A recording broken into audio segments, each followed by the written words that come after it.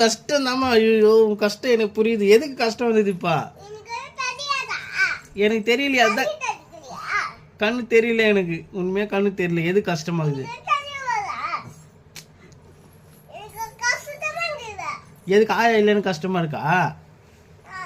வர சொல்லு ஆயாவ. சரி சரி, நான் ஆயாவை கூப்பிட்றான்டா. வர சொல்லிட்டேன் நான். சரிம்மா கஷ்டமா இருக்கு. சரி ஓகே, நான் கூப்பிட்டு வரேன் ஆயா. சரி சரி கூப்பிட்றான். சரி அப்புறம் ஒன்றும் இல்லைல்ல, கூப்பிட்டு வர ஆயாவ. எது கஷ்டம் வந்துச்சு?